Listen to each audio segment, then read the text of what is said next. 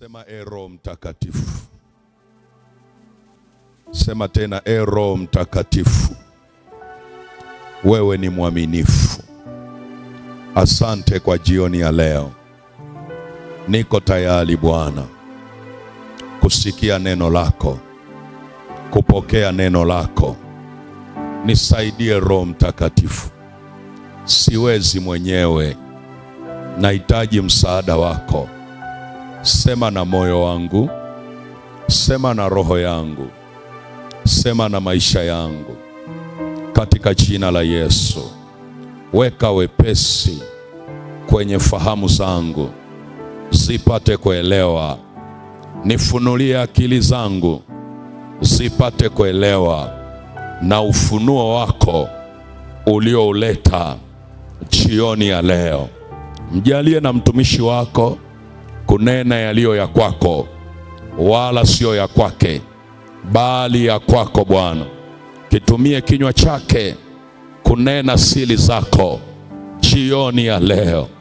Katika jina la Yesu, katika jina la Yesu, uwepo wako Bwana uendelee kutufunika mara hii tunaposikia neno lako.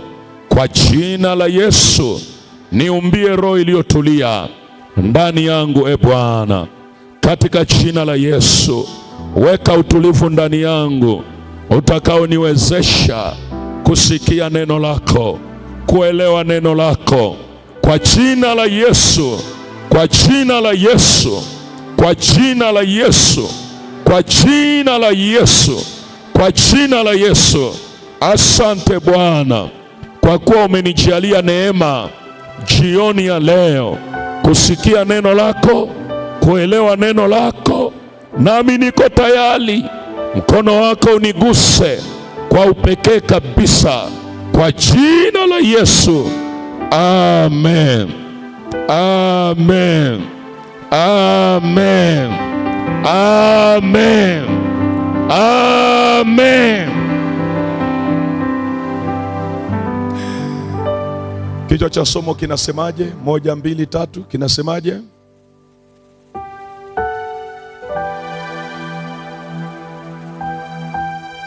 Kichwa cha somo kinasemaje kwa sauti? 1, 2, 3.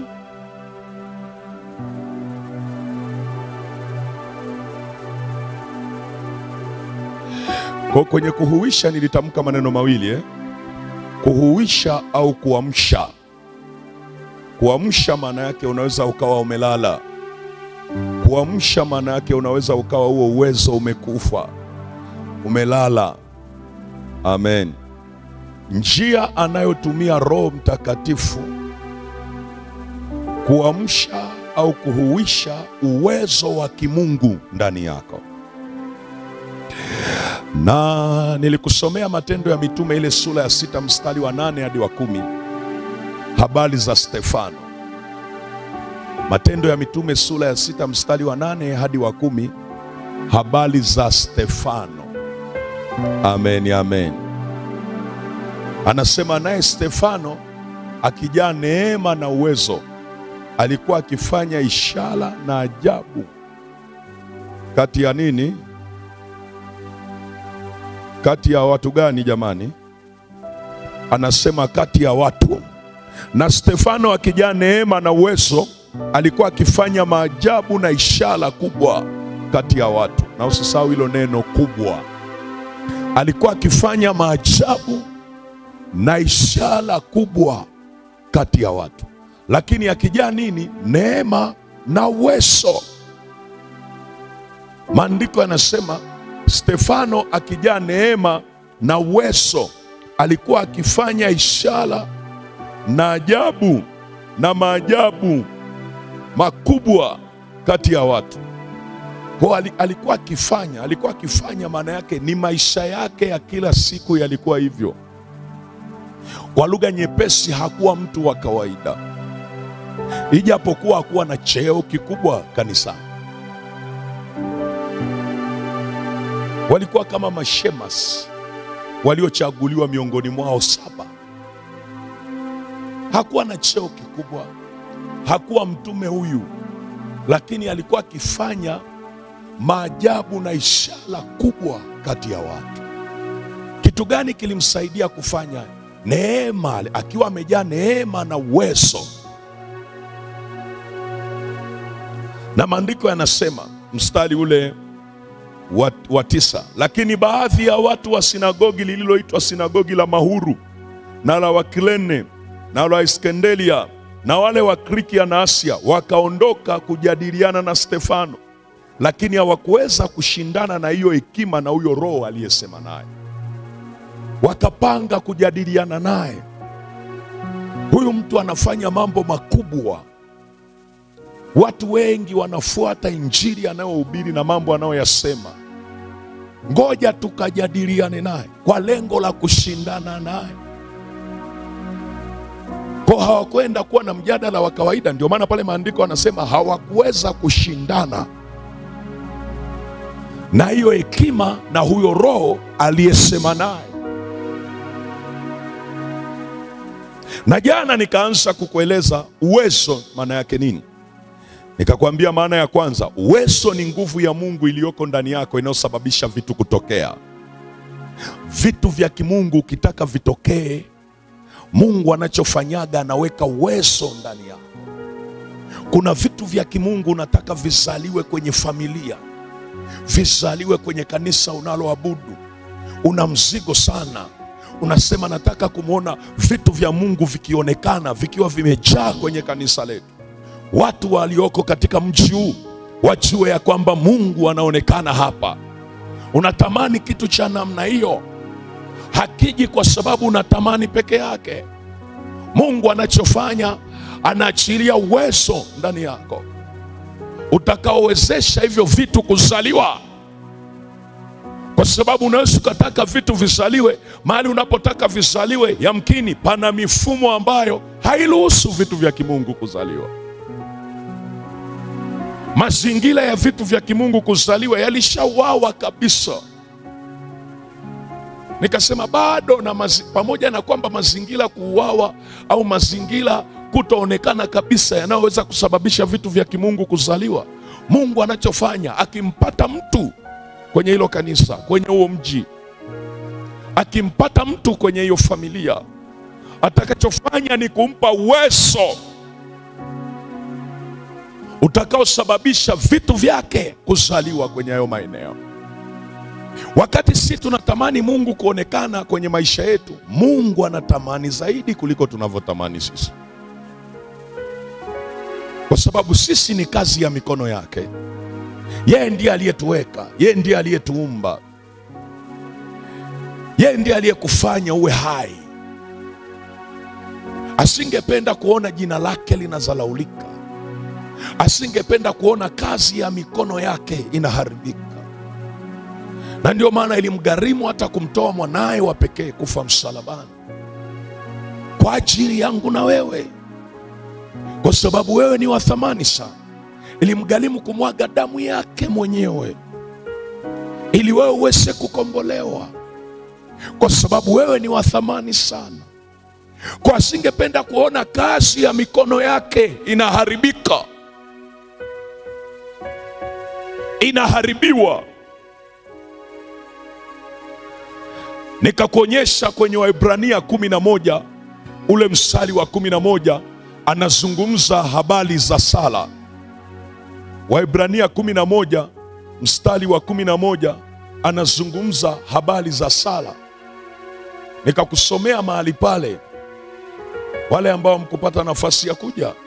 Waebrania 11 mstari wa 11 anasema kwa imani hata Sara mwenyewe alipokea uwezo wa kuwa na mimba alipokuwa amepita wakati wake, kwa kuwa alimhesabu yeye aliyeahidi kuwa ni mwaminifu. Kwa imani hata Sara mwenyewe alipokea nini?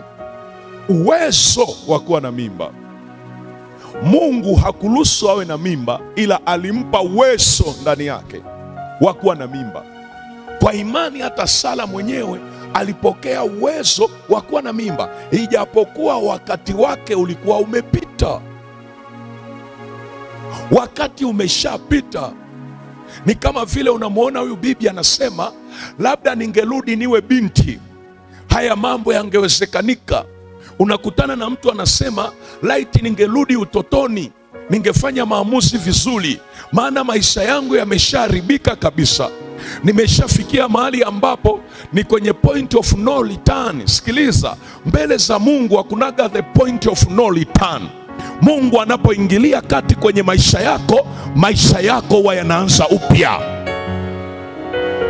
Mbele za Mungu, kwenye uwepo wa Mungu hakunaga the point of no return. Biblia inasema wakati wake ulikuwa umepita, lakini kwa imani akapokea uwezo wa kuwa na mimba. Hakupokea mimba, muujiza wa mimba, alipokea uwezo kwanza. Alipokea uwezo wa kuwa na mimba. Ndiposa nikakwambia uwezo ni nguvu ya Mungu iliyoko ndani yako, inaosababisha vitu vya Mungu kutokea.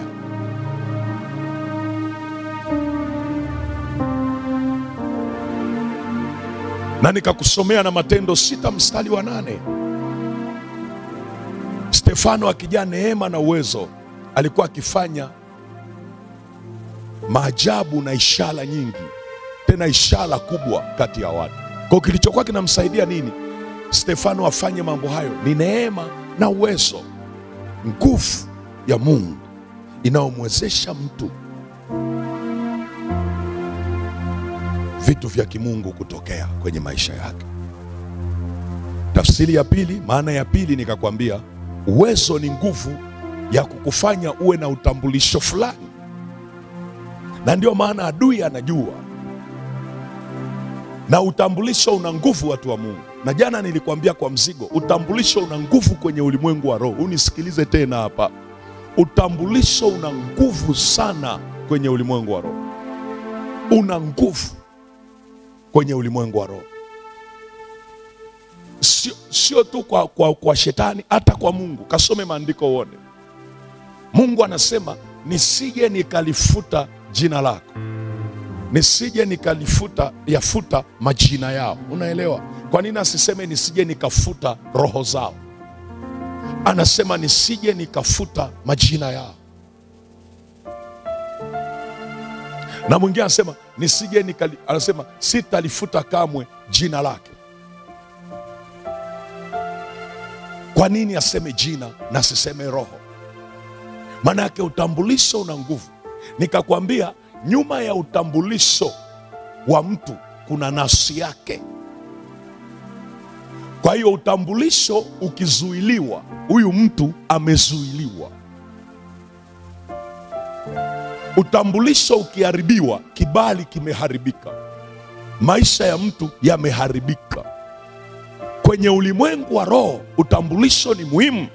Ndio maana hata wale walio katika upande wa giza wanapotaka kumshambulia mtu, cha kwanza wanachouliza sio cheo, hawaulizi kazi anayofanya kwanza, hawaulizi anapoishi, wanaanza na jina. Nipe jina lake. Utasikia nipe jina. Kwa nini wanataka jina? Utambulisho. Ndio unasikia watu wengine wamekwama, lakini ukimuuliza kilichomkwamisha sio kwamba ana akili. Ana akili nzuri, ana uwezo mzuri, ana kila kitu vizuri, lakini wamefukia jina lake. Hata afanye nini, hakuna mtu anayemsema vizuri. Hata afanye vizuri namna gani, hakuna mtu anayeweza kumwelezea vizuri. Hata aende wapi, akitokeza tu anaonekana tapeli, akitokeza tu anaonekana mtu mbaya. Walichofanikiwa kuharibu ni nini? Identity. Sasa kuna aina ya utambulisho katika ulimwengu wa roho, mbele za Mungu na mbele za watu. Hauletwi na jinsia, kwamba mimi ni mwanamke, mimi ni mwanaume. Unaletwa na uwezo ambao Mungu ameweka ndani ya mtu. Kwa hiyo uwezo ni nguvu ya Mungu ya kukufanya uwe na utambulisho fulani unaoendana na kusudi lake. Nguvu ya Mungu ya kukufanya uwe na utambulisho. Yaani unajulikaneje? Who are you? Wewe ni nani? Unakumbuka wale wana kuhani wale waliokamata mtu mwenye pepo, wakamuingiza kwenye chumba cha kumwombea. Unasema, mwalimu, unajuaje walimuingiza kwenye chumba cha maombi? Si Biblia inasema wakatoka nje? Sasa utatoka nje kama kuingia ndani? Waliingizwa, Biblia isemi waliingiza chumbani, lakini najua ni chumba, ni nyumbani walimuingiza, kwa sababu inasema walitoka nje wakiwa uchi. Sasa unatokaje nje kama ukuingia ndani? Wakamchukua mtu mwenye pepo, wakamweka, wakaanza kukemea. Alafu angalia, walikuwa vizuri wale jamaa. Wanasema kwa jina la Yesu, tena ni watoto wa kuhani, usije ukasahau. Wanasema kwa jina la Yesu anayehubiriwa na nani? Na Paulo, toka. Maandiko yanasemaje? Ile pepo, yale mapepo yakawaambia, nyinyi, huyu Yesu mnayemsema sisi hapa tunamfahamu. Huyu Paulo mnayemsema tunamjua. Sasa ninyi ni akina nani? Kwa lugha nyepesi, utambulisho wa huyu Yesu mnayemsema tunao. Utambulisho wa huyu Paulo mnaosema tunao, tunajua. Na nyinyi sasa ni akina nani? Kwa lugha nyingine, mbona nyinyi hatuwajui? Sasa unajua watu wakisamilia kufanya jambo wakakazana kama vile hawasikii. Wewe pepo unabishana na sisi kwa mamlaka ya jina la Yesu anayehubiriwa na Paulo, toka. Mapepo yakasema, hamtujui sisi hamtujui. Biblia inasema yule mwenye pepo akawazidi nguvu, akawachania. Tena sio tu aliwajeruhi. Kasome maandiko, Biblia inasema akawajeruhi. Vidonda haijasema Biblia ni vidonda vya namna gani, lakini maandiko yanasema akawajeruhi. Alafu akuishia kuwajeruhi, akawachania nguo, wakatoka nje. Mtu anatoka nje shati ana, alafu amejeruhiwa.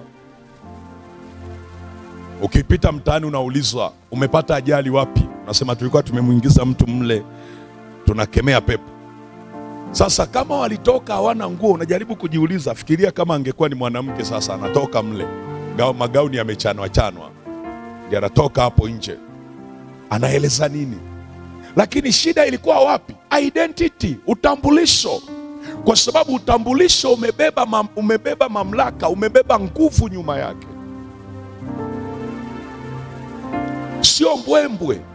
Utambulisho umebeba mamlaka, umebeba nguvu nyuma yake. Ndio maana nikakwambia uwezo ni utambulisho, ni nguvu ya kukufanya uwe na utambulisho fulani unaoendana na kusudi la Mungu. Ukisoma Yohana 1:12 anasema, bali wote waliompokea aliwapa uwezo wa kufanyika. Alafu anasema ndio wale waliaminio jina lake. Ukiendelea pale mstari wa chini, bali wote waliompokea aliwapa uwezo wa kufanyika, uwezo wa kuwafinyanga, kuwabadilishia identity, kubadilisha maisha yao. Biblia inasema aliwapa uwezo wa kufanyika. Ndio maana kuokoka hatujiungi, kuzaliwa mara ya pili hatujiungi. Unaweza kujiunga na watu waliookoka, unaweza kujiunga na kanisa, unaweza kujiunga na jamii ya Wakristo, lakini kuzaliwa mara ya pili hatujiungi. Sio kazi ya mwalimu, sio kazi ya mhubiri, sio kazi ya mtu yoyote, bali ni kazi ya Mungu mwenyewe kupitia msalaba. Haleluya. Kuzaliwa mara ya pili sio kazi ya dini fulani wala sebu, ni kazi ya Mungu mwenyewe. Hatujiungi. Kwa hiyo unapozaliwa mara ya pili, unapompokea Yesu, anakupa uwezo. Kazi ya ule uwezo ni kufinyanga kitokee kiumbe kipya chenye new identity, chenye utambulisho mpya.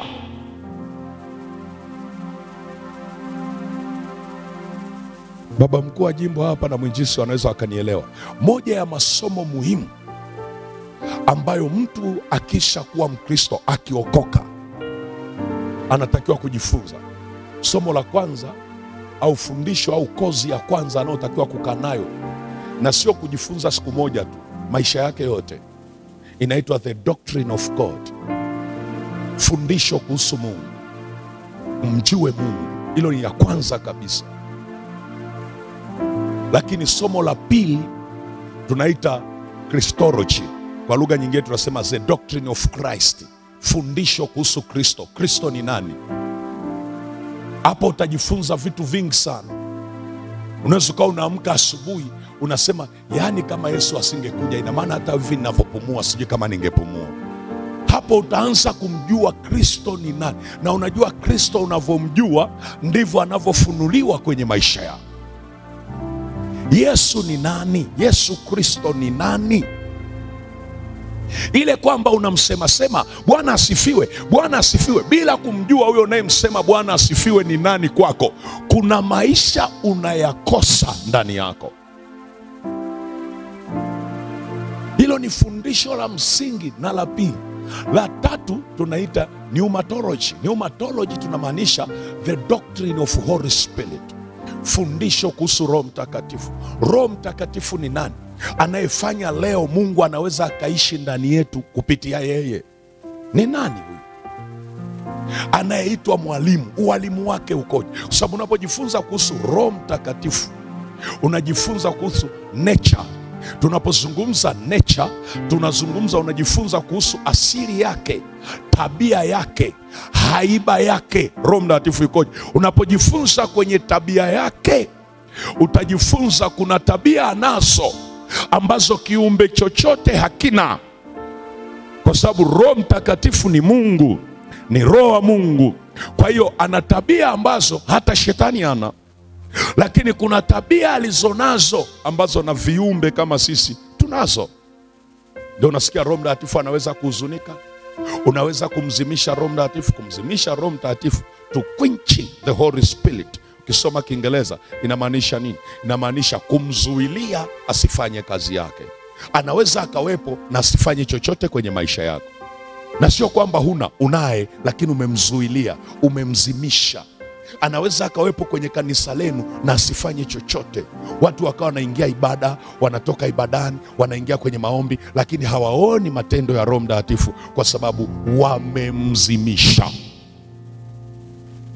Haleluya. Sasa ukitoka kwenye hayo matatu, na unapojifunza kwa habari ya Roho Mtakatifu, nimekueleza kwamba tabia yake, haiba yake na nini, na kwenye haiba yake utajua vitu gani yapendi, vitu gani anapenda. Na ukishaanza kujua vitu gani yapendi, maana yake unaanza kujiepusha na hivyo vitu. Unatengeneza mazingira ya Roho Mtakatifu kuanza kufanya kazi na wewe kwa uhuru kabisa. Lakini kingine, unapojifunza habari za Roho Mtakatifu utajifunza kitu kinaitwa huduma za Roho Mtakatifu, ministries of Holy Spirit. Roho Mtakatifu anahudumu vipi? Ana huduma zipi? Ukitoka hapo unaenda unajifunza kuna vitu vinaitwa symbols of the Holy Spirit, alama za Roho Mtakatifu. Yaani ukiona jambo hili unajua hapa inawakilisha Roho Mtakatifu yupo. Na ziko symbols nyingi sana. Moto, upepo, maji. Sio kila mahali Biblia imetaja maji inamaanisha Roho Mtakatifu, lakini maeneo ambayo imetaja maji, kuna maeneo inamaanisha simbo ya Roho Mtakatifu. Na zile simbo zina maana yake na kazi yake. Kwa ukishajifunza namna hiyo, unaanza kuchunguza kanisani kwenu. Hivi kuna simbo gani ambayo inaonekana kuonyesha kwamba Roho Mtakatifu yuko anamiliki kanisa letu? Na mimi nakwambia, hata kama kanisa unalichukulia kawaida, lisinge kuwepo kama Roho Mtakatifu hayupo. Roho Mtakatifu yupo. Ile kwamba yamkini uoni miracles, uoni nini, kuna mazingira tu anaweza akawa hajapewa nafasi, lakini yupo. Haleluya. Haleluya. Mnanielewa watu wa Mungu? Sababu naweza nikakufundisha hapa ukatoka ukasema, mwalimu mimi sijaona simbo yoyote, ukafikiri Roho Mtakatifu hayupo kanisani kwenu. Kuwepo na kujidhihirisha ni vitu viwili tofauti. Kwa anaweza akawa yupo, lakini kuna mazingira hajapewa uhuru, hajapewa nafasi ili aweze kujidhihirisha. Sasa ukitoka hapo, fundisho la msingi lingine la 4 kubwa kabisa, ambao unatakiwa unafanya studies za kutosha, linaitwa the doctrine of salvation, fundisho kuhusu wokovu. Na hili ndio ambalo pia limekosekana sana, fundisho kuhusu wokovu. Wokovu una mchakato. Kule utajifunza kuhesabiwa haki maana yake ni, kuzaliwa mara ya pili inamaanisha nini, utakaso maana yake nini, utakaso unaanza kipindi gani mpaka kipindi gani, kuzaliwa mara ya pili unatokea mara ngapi kwa mtu, mara moja au zaidi. Kule unajifunza vitu kama hivi, kuhesabiwa haki, mpaka unasema huyu mtu amehesabiwa haki maana yake nini. Je, mimi naitwaje mwenye haki? Kwa sababu hivi vitu usipovijua, shetani atakuwa na kuvuruga sana. Mungu amekusamehe, yeye anakuletea photocopy ya hatia za zamani. Na usipokuwa na ufahamu wa kutosha na kujua, unabaki unaishi na ile guilty, unaishi na ile kujihukumu,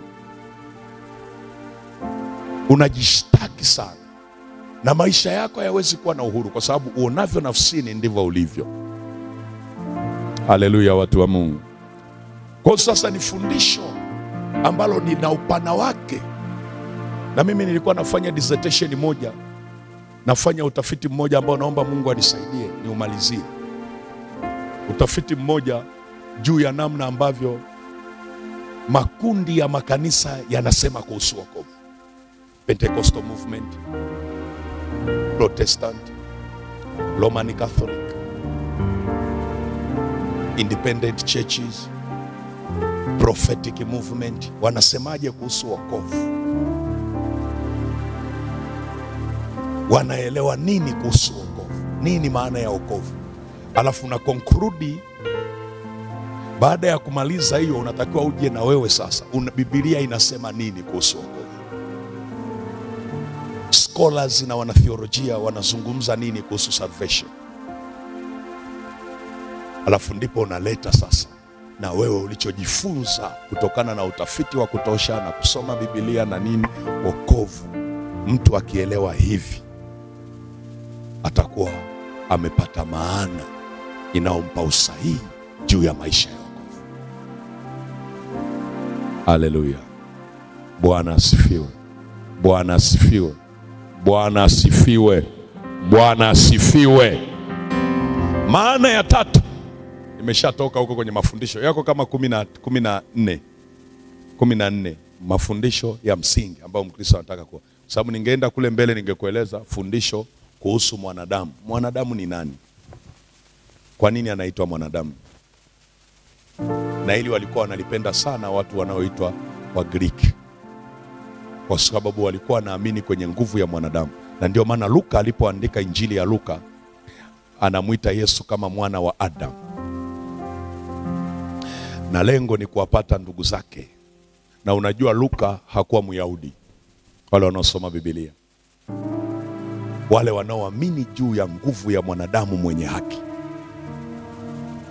kwa wametumia sana neno mwana wa Adam, mwana wa Adam, mwana wa Adam. Ule ujumbe ulikuwa umenyooka kwa ajili ya watu fulani waweze kuuelewa kiuhalisia. Ukiwapelekea Wayahudi mwana wa Adam, hawatakuelewa. Ndio maana Wayahudi ilibidi waandikiwe na Mathayo, yeye andike Mesaya, kwa sababu Wayahudi walikuwa wanajua habari za Mesia. Nanielewa watu wa Mungu? Kama nanielewa sema amen. Maana ya 3, tuendelee sasa. Maana ya 3, wale ambao hamkuepo angalau mmepata kitu, hatuwezi kurudia kote. Maana ya 3, uwezo ni nini? Uwezo ni nguvu inayokuwezesha, ni nguvu ya Mungu inayokuwezesha kufanya au kutenda jambo inavyotakiwa. Ni nguvu ya Mungu inayokuwezesha kufanya au kutenda jambo inavyotakiwa. Inavyotakiwa. Unaweza kufanya jambo au kutenda, lakini sivyo inavyotakiwa. Ukisoma maandiko, Biblia inasema kila kazi ya mtu itapimwa. Kwa nini kazi yako ipimwe? Inapelekwa kwenye kipimo ili kuona ulitenda inavyotakiwa. Ndio maana ukiwa mtu yoyote kwenye nafasi yoyote kanisani, usilegelege. Ukisoma kwenye Kalama anazungumza, anasema Roho huyo amemgawia kila mtu karama tofauti, si ndio? Si sawa Anazungumza juu ya karama. Amen. Alafu anazungumza kwenye kipengele cha 3, anasema kuna tofauti ya kutenda nini? Kutenda kazi. Sasa ile tofauti ya kutenda kazi watu wengi wao wafundishi. Tofauti ya kutenda kazi pale ndio unasikia mtu anajisikia vizuri akifika kanisani kufutafuta viti, yani anajisikia very comfortable kufutafuta viti vikae havina vumbi. Unaweza kaona ile kazi kama ya mchezo hivi, lakini hicho kitu kiko ndani. Atakapokuwa anatenda inavyotakiwa, mwe kuona mtu mwingine anajisikia vizuri kanisani kuuliza mchungaji wageni wakija, yani yeye ni kukalimu wageni, mchungaji asiumize kichwa, ni kitu kiko ndani. Sasa ile ni tofauti ya kutenda kazi. Huyu asubiri mchungaji atangaze pale tumefikiwa na wageni. Ndio maana ukienda maeneo mengine, na hii najua kwa sababu ukanda huu kuna mafundisho fulani nyinyi bado Mungu anatakiwa atusaidie. Mnanielewa? Mwingine anasema mwalimu unaongea nini? Kwani nimekuja mara moja? Si mara nyingi. Mwalimu nataka kusema nini? Nataka unisikilize. Kuna mikoa ukienda waliojifunza haya masomo ya kujua kwamba kila kazi ya mtu itapimwa. Ukiwa kanisani wewe haupo tu kukaa, kuna kazi unatakiwa kufanya. Unaweza ukawa sio mwimbaji wa praise, unaweza ukawa sio mwimbaji wa kwaya, unaweza ukawa huna kitengo, lakini kuna kazi Mungu amekupa. Mungu hajawahi kumweka mtu mahali bila kazi. Hata kama ni ndogo watu wanaizalau, mbele za Mungu hiyo ni ya thamani. Haleluya watu wa Mungu. Haleluya. Ndani ya nyumba ya Bwana kuna kazi nyingi. Na ndio maana ukienda mikoa mingine unakuta Wakristo wamejifunza na watu wa Mungu mbalimbali. Huwezi kukuta mjane anapata shida amelala njaa kwenye hilo kanisa, kwa sababu kuna mtu amepewa kazi, hata kama hawajui wajane, kila mwisho wa mwezi au katikati ya mwezi anamfuata mchungaji. Ambia mchungaji, mimi siwezi kuwajua wajane walioko hapa, lakini nasikia mzigo sana. Nimenunua mchele, nimenunua maharage, nimenunua nini, na hela hizi hapa wagawie wajane. Ana mzigo wote. Mzigo wote. Lakini sasa tuna Wakristo ambao hawajui wamewekwa kufanya nini. Na saa nyingine tunataka tu Mungu nifungue, nibadilishe. Kuna aina ya vifungo, kuna aina ya majibu ya Mungu. Hata kuletea kwa sababu naomba, atakuletea kwa sababu umejua unatakiwa kufanya nini mahali ulipo. Wakati unafanya kile Mungu anachotaka ufanye, na yeye atafanya kinachokuhusu wewe. Sio, unanielewa? Bwana asifiwe. Nisikilize, anaposema tofauti ya kufanya kazi, kuna mwingine, mimi nimeona hii, nimeona kabisa. Yaani kuna mwingine, mwambie, kuna mzee wangu mmoja ni marehemu sasa, na bahati mbaya sikumjua, nimekuja kumjua wakati anakufa. Aliwahi kusema wazi, akasema mwalimu, mimi ukiniita kwenye send off au kwenye harusi ukasema nichangie harusi, utakuwa unanitesa sana. Wewe niambie kanisa linajengwa. Wewe niambie kuna mahali mnaenda kuhubiri injili, nafsi za watu ziokolewe. Hayo mambo mawili niko tayari hata kushinda njaa, lakini nitoe hiyo kazi ifanyike. Sijui unamuelewa? Maana yake alikuwa amejijua yule mzee kwenye eneo lake la kutumika, na alikuwa dokta. Lakini unamkuta mwingine kwenye tofauti ya kutenda kazi, anajua kazi yangu itapimwa siku ya mwisho. Yeye anachohangaika, haangaiki na kingine chochote, anaangalia tu. Ukimwambia kanisani atatoa sadaka kama kawaida, atatoa zaka kama kawaida, lakini kuna kazi maalumu ambayo inamuhusu yeye tu. Kuna ile ya jumuiya ambayo ni wote, ni kibibilia, wote tunashiriki, lakini lazima utafute cha kwako. Wewe sio mhubiri, lakini unacho cha kwako cha kufanya ambacho siku ya mwisho kitapimwa. Bwana Yesu asifiwe. Bwana Yesu asifiwe. Bwana Yesu asifiwe. Sijui mnaelewa watu wa Mungu. Nilikuwepo hapa kanisani nikasikia mchungaji anatangaza, anasema kuna mzee mmoja amesema atatoa sadaka zao kwa ajili ya walimu wa Sunday School. Unafikiri ni rahisi? Yaani wewe unaweza kuchukulia tu kwa urahisi kwamba ameamua tu, amejisikia kutoa. Yaani kuna ufahamu fulani unamuingia. Hakuna mtu asiyekuwa na matumizi na hela. Hayupo. Ujue kuna ufahamu fulani umemuingia. Walimu wa Sunday School, huyu mzee jiulize amewaza nini? Amefikiri nini? Kitu gani kimemsukuma? Na saa nyingine unaweza kushangaa, unamtafuta unakuta mwingine anafanya hivyo, hana hata mtoto Sunday School. Lakini amejisikia. Sasa hiyo ndio tunaita tofauti ya kutenda kazi. Haina maana alipofanya vile yeye nikashangaa sana, hawakumtaja hata jina. Unajua watu wanaofanya wamejua wanataka kufanya nini, hawatakagi hata majina yao mejulikana.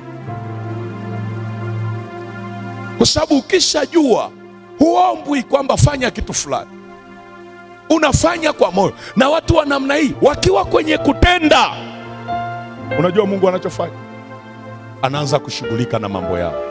Unasemani wenzetu wana bahati, yani Mungu tu anamjibu, Mungu tu eti amemtendea muujiza. Eti nilikuwa naumwa sana, nikafika kanisani, yani mchungaji alipoomba tu, alipotutakia ile baraka, nikajikuta afya yangu nimepona. Sio mchungaji, Mungu amemuona namna ambavyo huyu mtu anajishughulisha na mambo yake.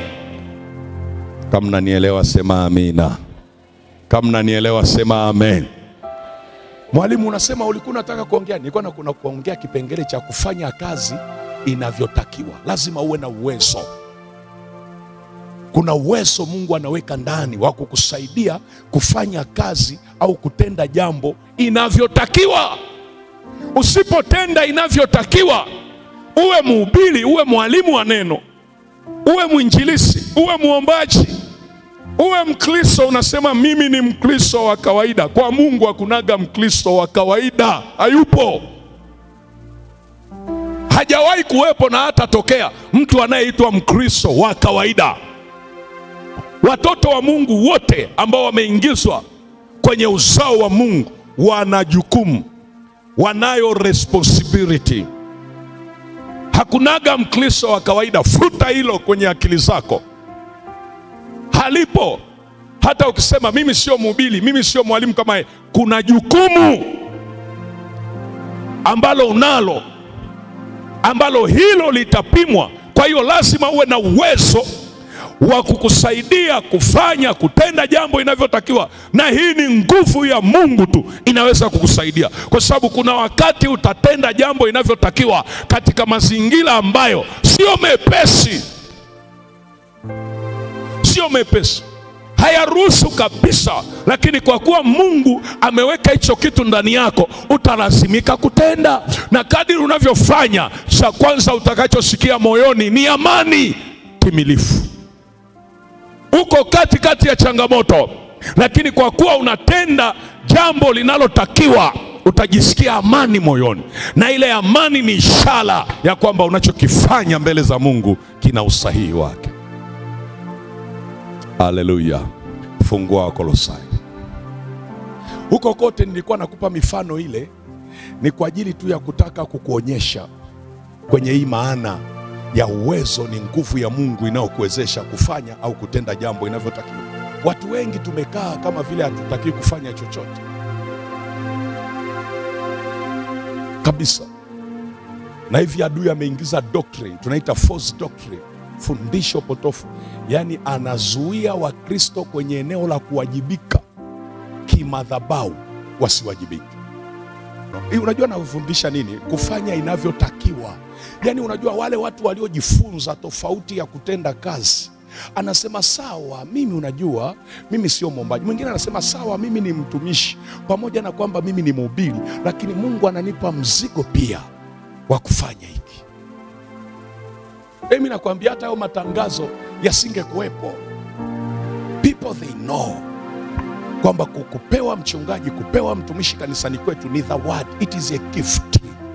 Ukisikia mtu anaitwa pastor, ukisikia mtu anaitwa mtumishi, anachunga kundi mahali, ameyakataa maisha yake, amekubali kuishi maisha ambayo ni chaguo la Mungu. Vitu alivyovitaka yeye amevitelekeza, ametaka kufuata kile Mungu anachomwamuru, na akikaa hapo hawezi kuishi yeye, anaishi kwa ajili ya wengine. Wewe unaruhusa saa nyingine hata kusema leo sijisikii vizuri, sitaenda ibadani, lakini sio mchungaji. Ajisikii vizuri, atapanda madhabahu. Anajisikia vibaya, maadamu anaweza kutembea, maadamu anaweza kuongea, atapanda. Kwa nini?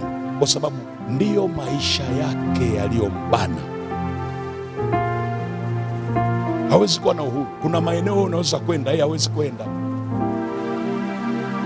Kuna vitu unaweza kufungulia ukasema ngoja nifungulie na TV nifanye hivyo, yeye hawezi.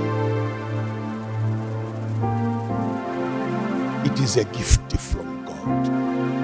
Ni zawadi kutoka kwa Mungu. Lakini wanajiuliza kwa nini watu hatujui haya? Na tukishajua hivi, wala mimi nakwambia, ngoja niwaambie siri. Uwezi kumwambia mtumishi niombe ikiwa umekaa kwenye nafasi yako. Ataomba hata kama hujamwambia niombe. Kwa sababu ile nguvu ya kuwajibika kwako inagusa moyo wake. Kwa sababu anayegusaga moyo sio wewe, ni Mungu. Mungu akikuweka mahali, unachokifanya kinagusa pia mioyo ya watu wengine, ya watumishi kuwajibika kwa ajili yao. Haleluya. Wakolosai 1:9. Mbona hii injili imekaa sana hapo? Ngoja tuvuke tumalizia. Wakolosai 1:9. Wakolosai 1:9 hadi 11. Nataka unisikilize hapo. Mwalimu, kwa nini unakazia hapo? Kufanya inavyotakiwa. Tuko siku za mwisho, watu wa Mungu. Wakolosai 1 mstari wa 9 hadi wa 11. Maandiko yanasemaje? Yanasema, kwa sababu hiyo sisi nasi tangu siku ile tuliposikia hatuachi kufanya maombi na dua kwa ajili yenu, ili mjazwe maarifa ya mapenzi yake katika hekima yote na ufahamu wa rohoni. Alafu angalia mstari wa 10. Mwenende kama ulivyo wajibu wenu kwa Bwana, mkimpendeza kabisa, mkizaa matunda kwa kila kazi njema na kuzidi katika maarifa ya Mungu. Usisahau hiyo. Mkizaa matunda kwa kila kazi njema na kuzidi katika maarifa ya Mungu. Angalia mstari wa 11 sasa. Anasema mkiwezeshwa kwa uwezo wote. Sema kwa uwezo wote. Mkiwezeshwa kwa uwezo wote, kwa kadri ya nguvu ya utukufu wake, mpate kuwa na saburi ya kila namna na uvumilivu pamoja na furaha. Haleluya. Kule juu Paulo anawaandikia hii kanisa la Kolosai. Anawaeleza tangu tuliposikia. Kwa sababu hiyo sisi nasi tangu siku ile tuliposikia hatuachi kufanya maombi na dua kwa ajili yenu. Ili mfanye nini? Ili mjazwe. Mjazwe nini? Mjazwe maarifa ya mapenzi yake katika hekima yote na ufahamu wa rohoni. Sasa angalia, anawaombea ujazo wa maarifa ya mapenzi yake katika hekima yote na ufahamu wa rohoni. Wawe na uwezo wa kuelewa. Maarifa yawasaidie namna gani wanaweza kutenda hayo walioyaelewa. Hekima iwasaidie kujidhibiti wanapotenda kwa wakati sahihi na mahali sahihi. Anasema wajazwe.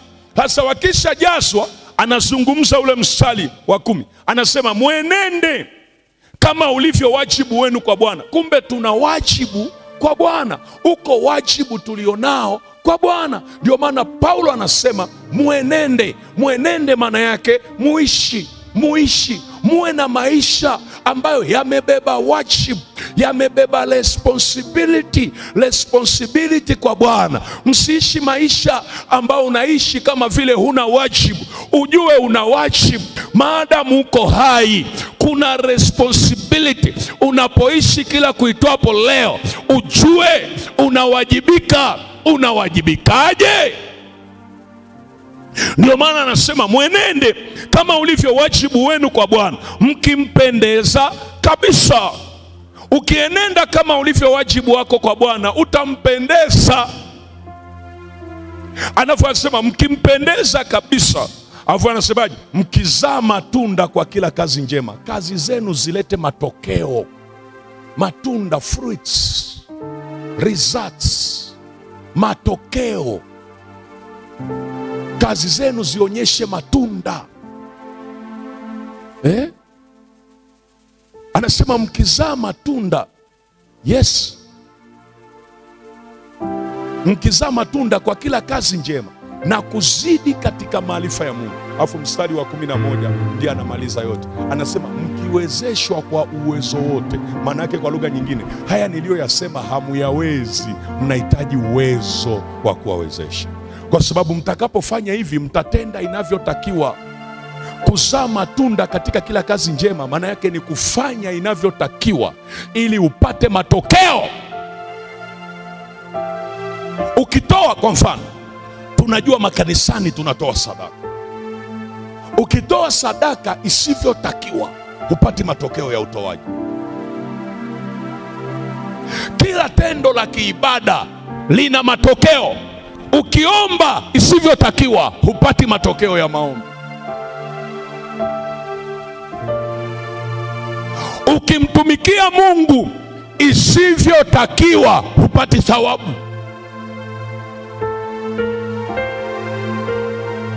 Kila tendo la kiibada lina matokeo. Kwa hiyo kwa mfano, umepewa jukumu, ukasema kwani nani ananiona?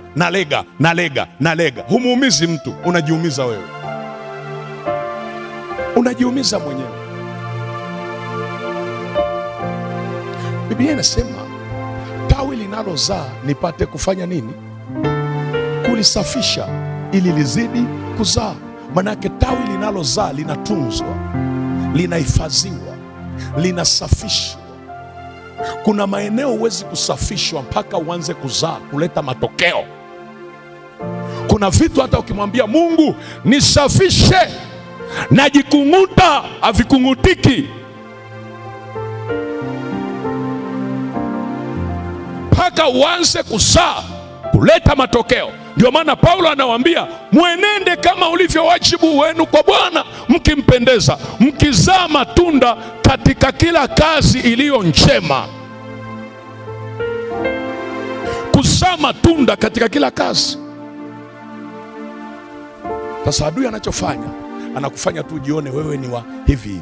Na kuambia kuna mambo ambayo mimi naweza kuomba, mtumishi anaweza akakuombea, nabii akakuombea, na Mungu akakuvusha kirahisi. Lakini mambo yanayohitaji wajibu wako kwa Bwana, haijalishi nani anakuombea, hauvuki, hautoboi, Kiswahili cha mjini, hautoki hapo. Kwa sababu hayo mambo yanamhusu Mungu na wewe. Na ili mkutane na huyo Mungu, lazima ujue kuwajibika. Lazima ujue kutenda wajibu. Lazima ujue kuwajibika na ufurahie kuwajibika. Hata kama hakuna anayewajibika, wewe simama kwenye zamu yako, wajibika kwa uaminifu, tenda kwa uaminifu, fanya mbele za Bwana, tenda mbele za Bwana. Yanaweza yasionekane leo, lakini kuna miaka watu watasema una heri, una bahati. Wanafikiri ni bahati, kumbe ni matunda ya tawi linalozaa. Lazima lisafishwe. Lazima lisafishwe. Lazima lisafishwe tawi linalozaa. Na ndio maana kuna aina ya majibu ya maombi. Umeandika, mengine umetuma kwa simu, mengine umeandika, unaandika kila ukifika kongamano, unaandika, unaweka kwenye boksi, unaandika Mungu anikumbuke. Unaona kama vile Mungu asikii. Mungu anasikia maombi, lakini kuna aina ya maombi majibu yake yanasema hivi: sio ninyi mlionichagua, bali ni mimi niliyewachagua nikawaweka ili mwende mkanizalie matunda, na matunda yenu yapate kukaa, ili lolote mmuombalo Baba kwa jina langu awapeni. Kwa lugha nyingine, msiponizalia matunda, maana yake majibu ya aina hiyo ya maombi hayataonekana.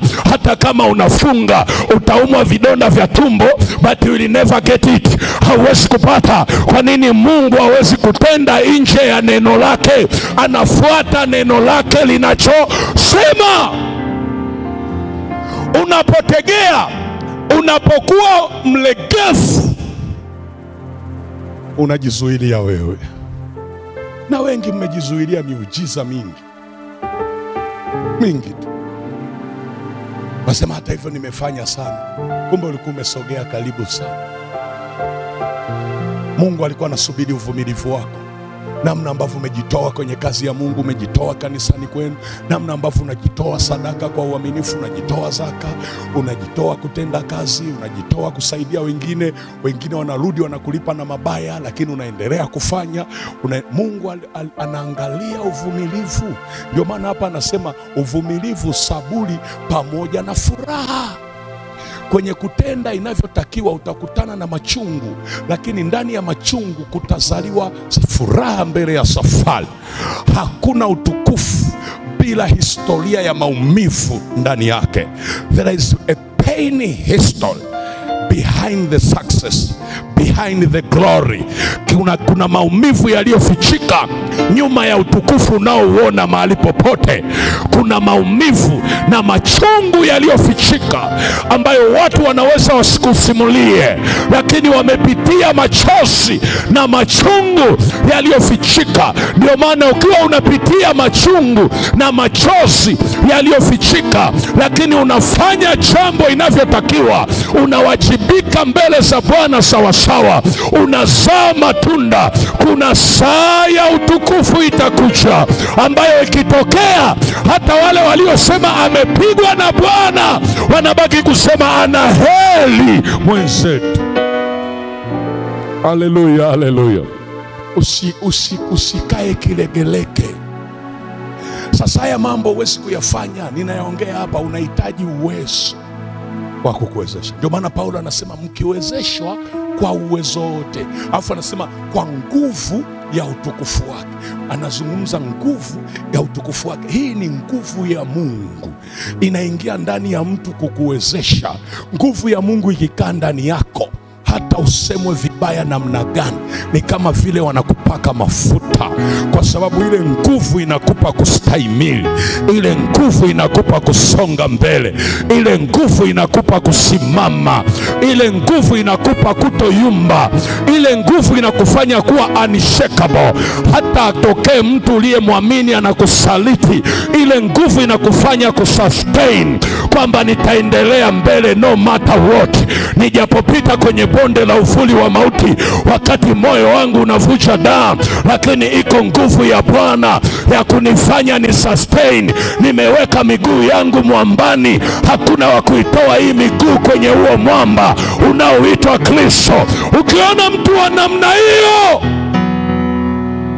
kuna maisha mbele tu mtatofautiana. Wengi tunaregea, tumependa tu injili nyepesi. Usijali, Mungu atakusaidia. Simama, pokea. Utapokea nini? Unapokea nini? Nilienda mahali fulani nikasema, haya, simama kwa jina Yesu, pokea. Wakasema amen. Nikasema mmepokea nini? Hata hawajui. Lazima ujue unahitaji uwezo. Mwambie jirani yako unahitaji uwezo. Mwambie jirani yako unahitaji uwezo.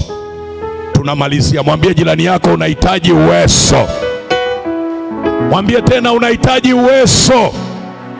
Ayaandika hiki kipengele na kutajia tu, tutaanza kuvieleza kesho. Andika hiki kipengele. Kwa nini Roho Mtakatifu anataka kuamsha uwezo wa kimungu ndani yako? Kwa nini Roho Mtakatifu anataka kukupa au kuamsha uwezo wa kimungu ndani yako? Kwa nini? Kwa lugha nyingine unaweza kuandika katika mabano, nini kimetokea mpaka Roho Mtakatifu, nini kinaweza kutokea mpaka Roho Mtakatifu atake kuamsha uwezo wa kimungu ulioko ndani yako. Why?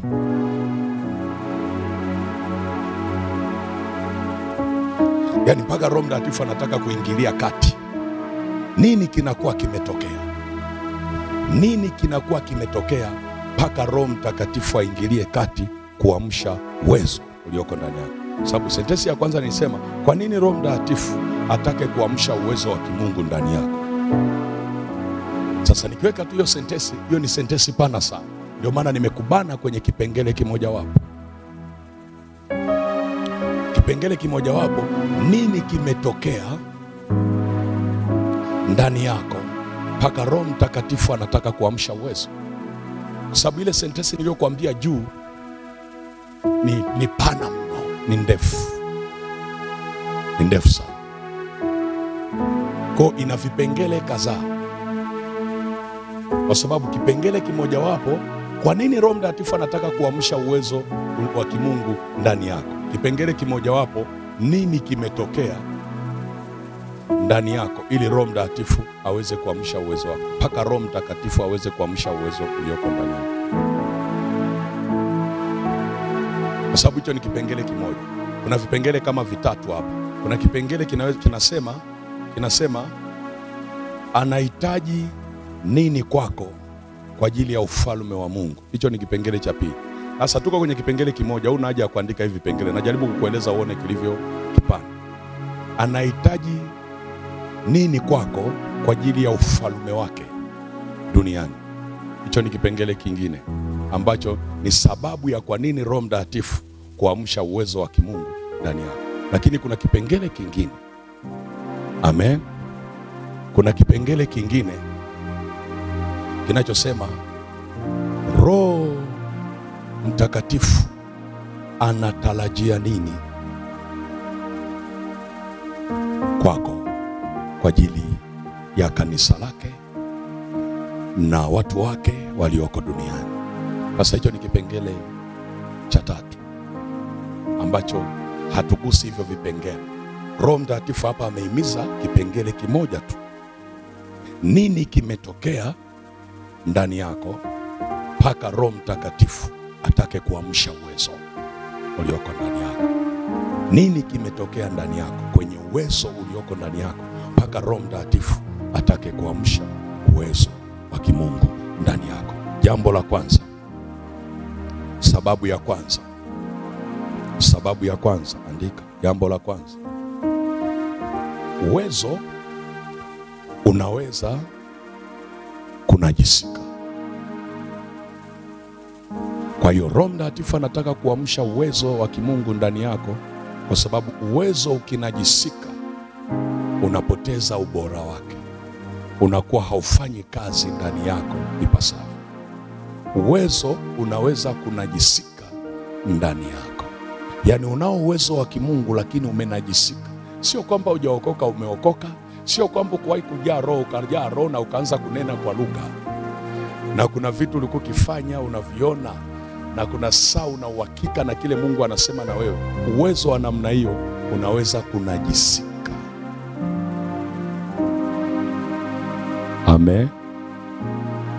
Kwa nini kimetokea ni kwamba kwenye maisha ya watu uwezo wa kimungu haujakaa kwenye 100%. Haujakaa katika ubora wake. Tumeokoka sawa, tuna roho, lakini ule uwezo wa kimungu haujakaa katika ubora wake. Kwa nini? Kwa sababu ya kunajisika. Sababu ya pili, uwezo unaweza kufungwa au kutekwa. Uwezo unaweza kufungwa au kutekwa. Yaani uwezo ambao Mungu ameweka ndani yako unaweza kufungwa au kutekwa. Ndio maana nilikwambia tutakuwa na maombi ya ukombozi na uponyaji. Uwezo unaweza kufungwa au kutekwa Na ndio maana Mungu anapotuma somo la namna hii, tena kwenye ukanda wetu huu ambao uchawi unategemewa sana, watu wanajitambia uchawi, lazima uwe na uwezo ili wanavyovifanya viwarudie wao wenyewe, mpaka waanze kusema kuna chifu hapa, kuna mtu mwenye nguvu hapa. Jina la Yesu libarikiwe. Bwana asifiwe. Bwana asifiwe. Bwana asifiwe. Jambo la tatu, uwezo unaweza kuharibiwa. Sasa hapa sio kwamba umetekwa au umefungwa, unaharibiwa. Hapa sio kunajisika. Unajua kunajisika unapoteza mvuto, lakini au unapoteza ubora. Hapa unaharibiwa. Yaani unaharibika kabisa. Kama maji yalipaswa kuwa meupe, yanakuwa kama damu. Unaharibika. Uwezo unaweza kuharibika, na nitakuonyesha uwezo ukiharibika ni vipi vinatokea kwenye maisha ya huyo mtu. Nitakuonyesha, nitakupa mifano mingi ya watu uwezo wao ulipoharibika, nini kilitokea. Jina la Yesu libarikiwe. Jina la Yesu libarikiwe. Jambo la 4, kwa nini Roho Mtakatifu anataka kukuamsha? Ni nini kimetokea kwenye maisha yako? Kuna kitu kingine kimetokea hivi. Uwezo unaweza kuondolewa. Uwezo umeondolewa au kudhoofishwa. Sasa kudhoofishwa maana yake sio kwamba umeondolewa, upo, lakini umedhoofishwa kabisa. Hauna kukusaidia chochote. Unasema tu mimi ninamwamini Yesu, lakini huyo Yesu nayemwamini sasa anakusaidia nini? Uwezo haukusaidii chochote. Hapa unakuwa umedhoofika. Kuondolewa maana yake umeondolewa ndani yako kabisa. Na nitakupa mifano na vitu vinavyoondoaga huo uwezo. Nitakupa na tutaomba hapa. Na watu wa Mungu, wanawake na wanaume na vijana na mabinti na watoto, lazima Mungu arejeshe kila kilichoondolewa ndani yao. Unanisikia anachosema? Haleluya. Jambo la ngapi? Jambo la 5. Jambo la 5, uwezo unaweza kuzuiliwa. Sasa huu haujaharibika, haujaondolewa, haujadhoofishwa, huu haujafungwa wala haujatekwa, ila umezuiliwa. Mtu ana uwezo na mbingu zinamtambua, huyu ni mtu mwenye uwezo, lakini umezuiliwa. Umezuiliwa. Uwezo unaweza kuzuiliwa, na hii nitakuonyesha na nitakupa mifano kadhaa, na utaona vitu vinavyosababisha uwezo uzuiliwe, na utaelewa. Haya ni mambo 5 nimekuambia, na utaelewa sasa kwa nini Roho Mtakatifu mara hii ameleta semina ya namna hii. Kuna mtu anatafutwa, na mimi natamani uwe wewe. Kuna mtu anatafutwa kwenye familia, anatafutwa kwenye kanisa. Hamtaongea ile lugha mlioongea zamani kwamba sengelema bwana, sengelema tuko hivi. Hiyo sio sifa. Lazima watu wao waanze kusema. Hata ukienda kanda ya ziwa utaona uwepo ukiwa umefunika na nguvu za Mungu zinatembea. Kwa nini? Wako watu wenye uwezo. Haleluya, haleluya. Haleluya, haleluya. Haleluya, haleluya. Kama unanielewa sema amen. Uwezo unaweza kuzuiliwa, na nitakueleza. Na ndio sababu nilikwambia hii semina ina maombi ya ukombozi na uponyaji. Kwa sababu kuna watu uwezo ulipoondolewa, kuna vitu adui alipanda kwenye maisha yao. Wengine walipandiwa magonjwa, wengine wakapandiwa laana, wengine wakapandiwa mauti, wengine wakapandiwa mabaya, wengine wakapandiwa umaskini. Kwa nini? Kwa sababu uwezo uliondolewa. Uwezo unaporejeshwa, na uponyaji lazima uje. Uponyaji kwenye afya, uponyaji kwenye uchumi, uponyaji kwenye maisha ya kiroho. It is possible. Inawezekana. Inawezekana. Na hii ndio sababu ya semina hii. Na ndio maana jipange. Mwambie jirani yako jipange. Mwambie jirani yako jiandae. Mwambie tena jiandae. Mwambie tena jiandae. Mwambie tena jiandae. Unajua anatakiwa jiandae nini? Kwa ajili ya mtembeo mpya wa Roho Mtakatifu kwenye maisha yake. Ajiandae. Haleluya, haleluya, kwa ajili ya mguso mpya, kwa ajili ya kutembelewa upya, kwa ajili ya kuona vitu vilivyokatwa vinachipuka.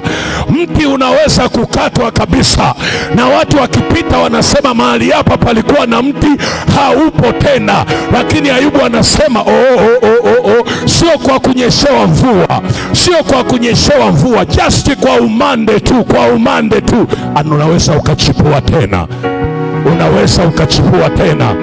Na ndio maana nakueleza nikiwa na ujasiri katika jina la Yesu. Nina ujasiri mbele za Roho Mtakatifu, nina ujasiri mbele za Mungu aliye hai, kwa sababu hizi ni siku za mwisho, hizi ni nyakati za mwisho, na Mungu analiandaa kanisa lake, na Mungu anawatengeneza watu wake, na Mungu anaibua watu waliokuwa wanyonge kuwa hodari, na Mungu anawatengeneza familia, Mungu anawatengeneza wanawake na wanaume, anawatengeneza vijana na watoto. Katikati ya uovu kuna kizazi kitaibuka ambacho kitatembea na Mungu, na dunia itajua ya kwamba yuko Mungu aliye hai, ya kwamba Mungu hafananishwi, ya kwamba Mungu halinganishwi. Kama unanielewa sema amen. Simama, simama kwa miguu yako. Dunia itajua.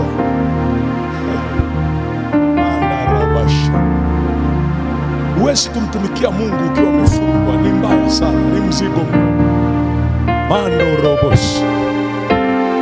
Dunia itajua, familia zitajua kwamba kuna jambo limetokea. Andarabasha. Nataka nikuongoze haya maombi, uombe dakika chache uondoke, muda wetu umeisha. Nataka uombe dakika chache uondoke. Funika macho yako, inua mikono yako juu, fuatana na mimi maombi haya.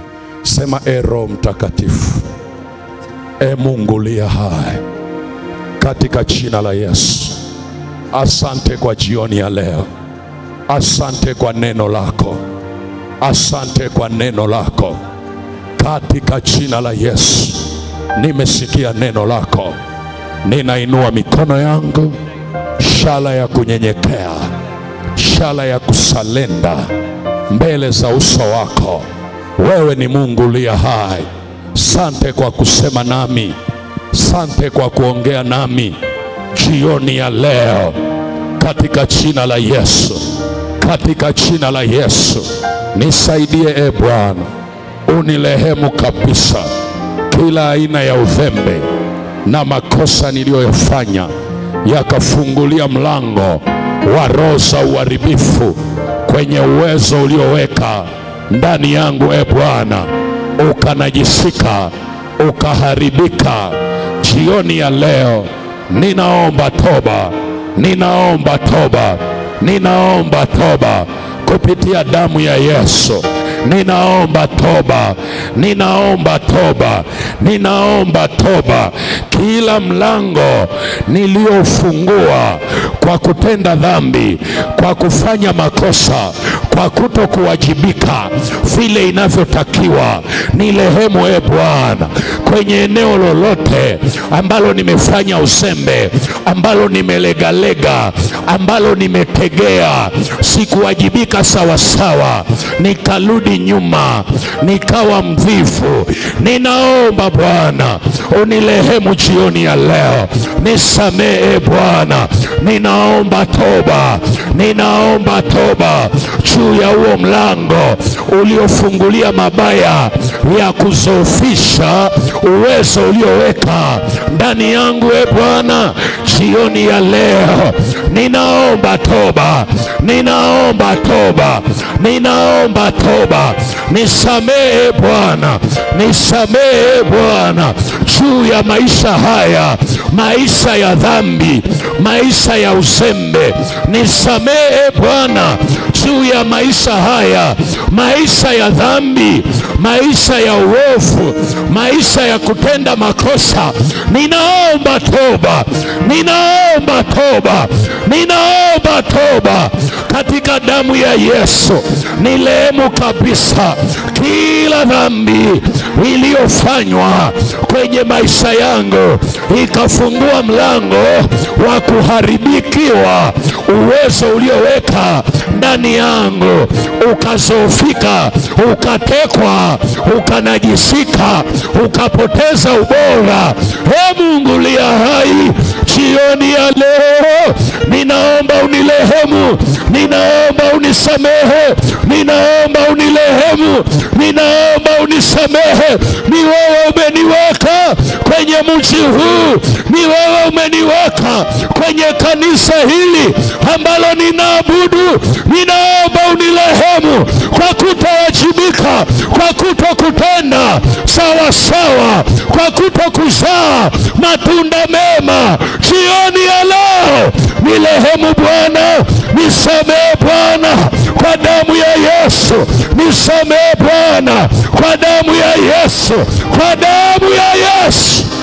Nenda mbele za Bwana sasa, nenda mbele za Bwana, omba toba mbele za Mungu aliye hai. Mwambie Mungu auishe uwezo ulioko ndani yako. Kanda rabasa. Endelea kidogo. Katika jina la Yesu aliye hai, Mungu ninaomba rehema, Mungu ninaomba toba kwa ajili ya watumishi wako, kwa ajili ya wanawake hawa, kwa ajili ya vijana, kwa ajili ya watu wako hawa, hata huyo ambaye adui anamfuruga ili asiweze kuelewa wajibu wake, ili asiweze kutenda sawa sawa. Ninaomba toba katika damu ya Yesu. Ninaachilia damu ya Yesu, ninaachilia damu ya Yesu, ninaachilia damu ya Yesu kwenye moyo wa mwanadamu huyu, kwenye roho ya mwanadamu huyu, kwenye maisha ya mwanamke huyu. Hii damu ya Yesu inaondoa uovu, inaondoa makosa.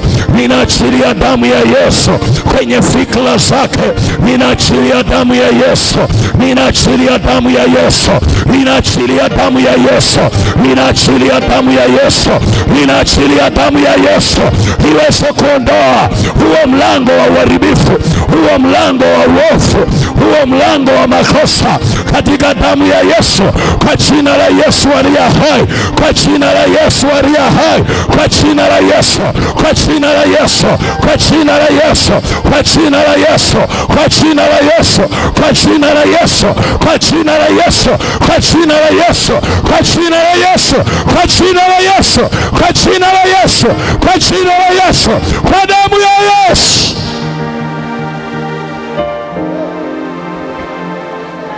Mandarabasa. Damu ya Yesu ipite kwenye moyo wako, kwenye nafsi yako, huo uwezo ulionajisika.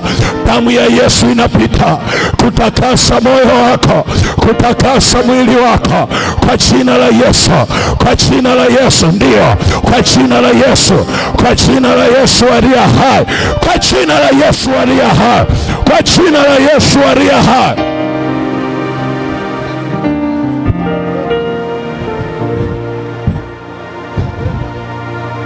Yes, Lord.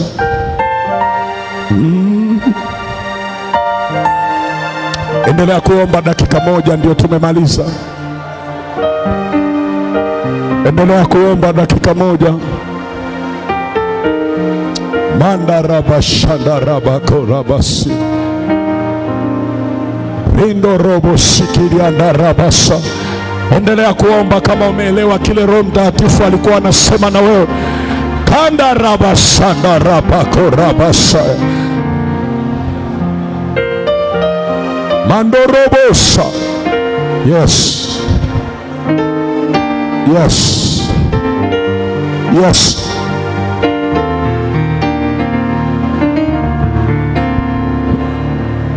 Endelea kuomba huku unajiandaa kuja kutoa sadaka. Kabla ya kutoa, mchungaji akutakie baraka. Karibu mchungaji.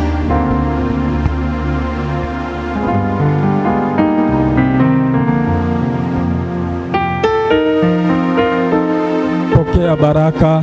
Kiwa katika hali ya kuomba, pokea baraka. Bwana Mungu akubariki na akulinde. Bwana Mungu akuangazie nuru za uso wake na kukufadhili. Bwana Mungu akuinulie uso wake na akupe amani, katika jina la Mungu Baba na la Mwana na la Roho Mtakatifu. Amen.